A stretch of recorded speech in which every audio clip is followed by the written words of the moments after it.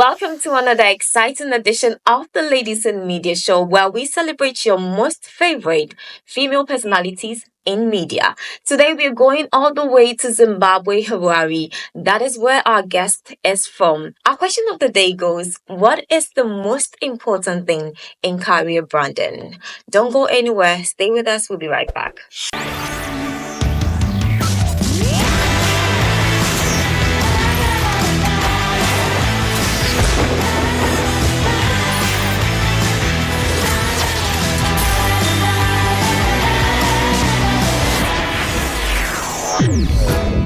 Welcome back. If you just tuned in, you are watching the Ladies in Media Show. Today, our journey takes us to Zimbabwe, Harare. Our guest is a media personality. She is renowned in the radio fraternity. She works with Star FM in Zimbabwe. Ladies and gentlemen, help me welcome the job rose, Miss V. Kandi. Hey, Margaret, it's so amazing to be here. Thank you so much for the great opportunity. Thank All you the as way well. from Zimbabwe to Yes. Accra, Ghana. I'm super excited as well. And I don't know, finally we have you here. Finally. Yes, it's so good to see you. And I've been doing the rounds in Accra. What a city. Wow, Yes. where have you seen in Accra? So I went to Labadi. Mhm. I went to the Freedom and Justice Square, and I hear that justice is late. Is it justice or freedom? One of the birds. Oh, wow, that's interesting. So I have all the information, and I went to some amazing, classy restaurants, enjoying Ghana cuisine. Yes. Oh, wow. Yeah. Which restaurants? So I went to the Tunnel restaurant where we had some, I think that's the name, some jollof. Okay. Because when I was back in Zimbabwe, I remember I read somewhere where Ghana was saying that they have the best The best. jollof. Yes, that you can take from us, please. We have the best jollof. And it was not just you, blowing your own horn. You literally have the best jollof. So I'm having the time of my life. Thank you so much. Oh, you're welcome. So, you are a radio personality in Zimbabwe. Yes. How is media in Zimbabwe? Can you take us a journey into Zimbabwe media terrain? So Zimbabweans, they love music, they love entertainment from way back then. And where we are now, people are also going back to just also appreciating homegrown music. Yeah, and homegrown films. So the media industry is really growing and it can only get better. And we are in such exciting times in Zimbabwe at the moment where, people are not so obsessed. I think we're drifted away from our homegrown local stuff at some point along the way. And now people are going back, to homegrown sounds, homegrown entertainment, to just owning who we are, our culture, and who we are as a people. So it is exciting times indeed. How did media started for you? So, for me, from such a young age, media was calling, yeah, and I couldn't ignore it. I actually studied political science, so I have a BSc in political science, but still, media was calling. I've always thrived to be, in front of crowds. So, from when I was still in Sunday school, when I was 3, I would perform in church, sing. And when I was in primary school, I would do poems and debates. Same thing in high school. I loved entertainment. I was in the entertainment industry, entertainment club, like in high school. So when I was in varsity, that's when the calling was, getting louder and louder. And I had to go to our national broadcaster to inquire, like, how can I be a part of, I wanted radio. So I just wanted a media door to open for me. And luckily, when I went to ask, the following day, they had auditions for continuity presenting. That's your program lineup. We're doing it back then. Like, coming up next is this, just like a minute on TV. So that was my entry point to media. And I was doing my last year in varsity that time. So that's how I got in. And then The door opened for you. the door opened. Slowly, the vision sort of like tarried, but eventually at some point it started really flourishing. And I guess it was the passion that kept me outside of the fame and the money. It was really the passion that time. So you started with TV. I actually started what with TV. moved you into radio? Because now you are just the woman in the airwaves? So initially, tell you what, Margaret, I wanted to do radio.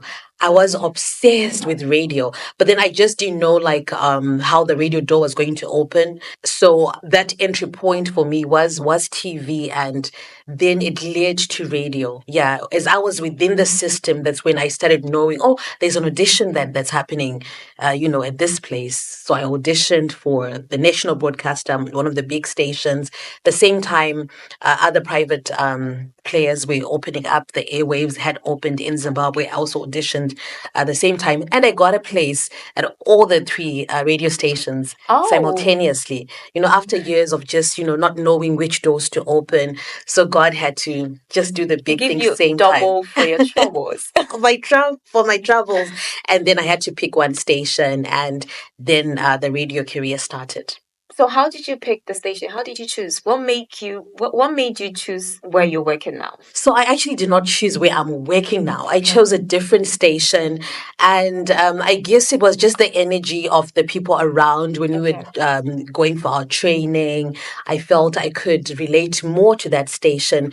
And really, they trained me the basics of media and really shaped me to be someone who's versatile, because it's a somewhat different station with their own unique niche. So that was good. Then I took a break. And then I then joined the station, which is more of that organic, Zimbabwean sound, and I'm happy there. Wow. Okay, so you wanted a Zimbabwean feel in your presentation, or is it the lifestyle that made you switch there? So what made me switch? I think that when I was at the other station, I felt like that's my sound, but then not necessarily so. With Star FM, where I work now, um, it's the Zimbabwean sound where people can resonate more to who we are. Of course, we speak in English, it's multilingual, but then we also speak in our local language. And it gives you room to just be yourself. Sometimes with radio, you have to put on a persona, but then with Star FM, it has allowed us to really flourish, and to have our personalities out and to celebrate who we are as Zimbabweans, and, to own it. Yeah. And so far, being in media in Zimbabwe, how has the impact been for you? It has been amazing, really, Margaret. Like when you're starting, you never really know how much or how many lives you're touching. But then as you go on, with the journey, as you also grow as a person, as a personality, you get to appreciate, just the impact of the weight of what you're doing, where it's beyond you just being on air, having a good time, but then to really be intentional. So with my programs, they are quite holistic. We touch on wellness, mental. We do self improvement. We do wellness to do with your actual health. We also have fun, because I'm a fun loving person. So it's, just being intentional and literally also touching lives. It's so fulfilling, to get messages of people saying, I was listening to your program. I was about to make this wrong move, and you really nudged me back, or I was feeling discouraged, and I'm not feeling like I can do it. So it's those stories, when you meet people, when people come in your DM to really appreciate you, to say, you are really touching our lives. So it's just beyond the fame and the money. It's, the lives that we get to touch and speak to. Who are you looking up to when you were growing up? So I was looking up to different people. From Zimbabwe, we have one of our great mothers in the media industry. Her name is Maichi Samba, and I would watch her on TV and really just appreciate her for her art, where she is also one person who was not afraid, to speak, to stand up for the women, and to make a stand. And internationally, Oprah Winfrey, from a young age, when I would just also watch her on TV, and I would mimic her. So just different people at different stages. Yeah. And that has influenced your style now. I think I've picked up different styles, but I've also come back to who I am, I appreciate the influences, but then I've also, found myself a different style as well, incorporated from my own socialization, how I was socialized. I was raised by a powerful woman, my mother, and also the environment that I grew up in. So, just different influences also bringing me to the center of who I am as a person. Yes. So who is Miss V? So, Miss V Candy, first things first, I am a child of God. Yes, I think that is what defines me more than anything. When, like sometimes you question yourself, where you are, what you're doing, when things are not necessarily, going the way that you want them to be. And I go back to the center, who am I? So I'm a daughter of the Most High God, created in His image. And I'm a mother to a son. Oh, Yes, I'm a mother. how old is he? My son is 6. Oh, Yes, wow. he's 6 years old. So I'm a mother, I'm a daughter, I'm a sibling, I'm a friend, and yeah, I guess in short, that's who I am. How has the challenge been? Taking up the challenge and being in this space. How has it been? It has not been easy, but I'm grateful to God that every step of the way was necessary to get me to where I am today, where I stand here with so much humility and grace, because I know that the journey, has not been easy. So when you get to a certain point, you're just also grateful for the lessons, the failures where I failed, and I'm that sort of person who fails forward. Yeah, I don't fail backward. I just have to move and go. We move and go. So, like I said at the beginning, that the vision has somewhat tarried. Life happens and things happen, and you have to pick yourself again. You have to pick up the pieces and start from scratch. So, I'm a firm believer in, just persevering, just pushing, just being consistent and not giving up. And, just looking at the bigger picture of what your ultimate goal is, which is to touch lives, to change lives, and to make an impact. Impact. Yeah. How was your education back, like growing up? How your education background? How was home? Okay, so I was raised in a family of five. Yeah, and I'm the last born. Oh, Yes. And my father, he passed away in 2021. He was a journalist. So your father was a journalist. he was. So we actually studied the same program again. And he also studied political science. It was not intentional. But then I guess I was following, behind his steps without being conscious of it. So I also got a lot of, the media influence from him. Yeah, I guess, from the genes. And Yes. my parents were firm believers in education. So I was not a great student to start with, but then I improved so much. As the years progressed in primary school, yeah, I then really improved, and I was at the top as well in high school, the same. And then I then went on to university. As I told you, that I studied, I have a BSc honors in political science, which I think I'm going to use at some point. I guess, politics is ubiquitous, it's around us. And I think at some point I will align what I'm doing, with governance, with politics, because somehow it is connected and it's something that I cannot run away from. I'm fascinated by politics to this day, and at some point I will. And what's driving you? Have you always had the political mind? I've always been fascinated by politics, but then not to then get into mainstream politics. So I may not necessarily, do mainstream, but then as the Lord leads, we will see, how He orders our steps. But now I do a lot of work, radio programs to do with governance as well, to do with international organizations, UN Women. So directly or indirectly, it's So take us governance. into what brought you into Ghana. So what brought me into Ghana is the Ladies in Media Summit. Okay. I'm all for everything that has to do with women empowerment. And when the call came, I was like, say no more. I need to hop onto the next plane. I've been following Ladies in Media. Well done for a fantastic job that you're doing. Thanks so Yes. much. And you are leading today. I wanted to say leaders of tomorrow, but then you are leading today and you are impacting Ghana and the continent. Yeah. So I'm also all about that continental vision. So I won't take the credit alone. I have it whole credit.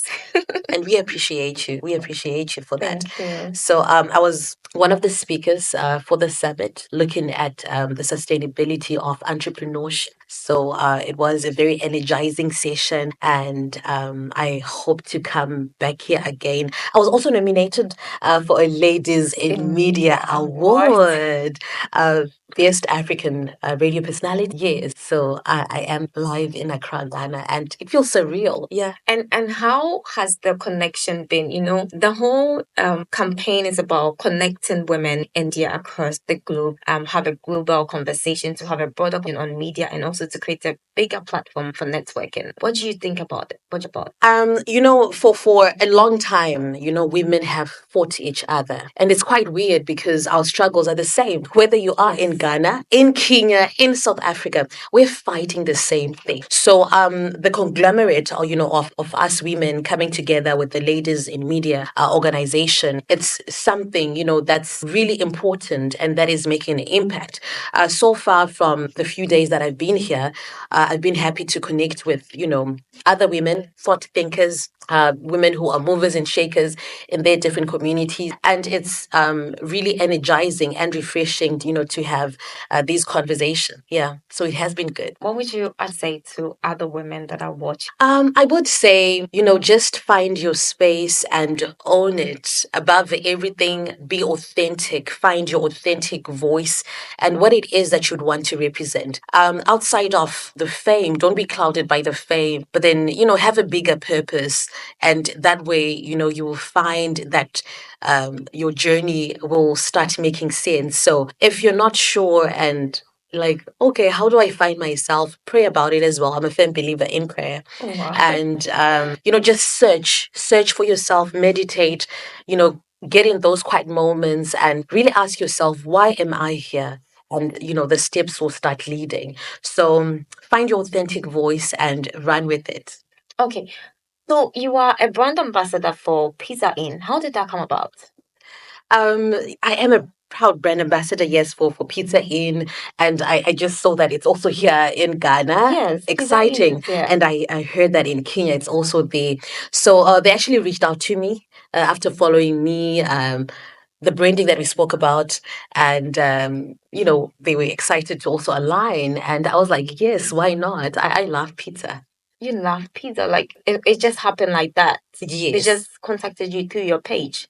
Through my page, there's a management number on my page. So they just reached out to say, can you be our ambassador? What do you think? These are the terms, these are the conditions. And I was like, oh, wow, it looks good. Before I let you go, what are some of the things that you do that nobody knows that you can? Some of the things that I do, I'm trying to think. I sing. I was about to say, if you actually sing in church, do you? Have you ever sung? I actually used to be like a member of the church choir. Yes. Really? But then I did a song with Brick and Lace. You know Brick and Lace? Yes. Yes, Brick and Lace from Jamaica. I did a song with the other half in the other half. Really? Like years ago.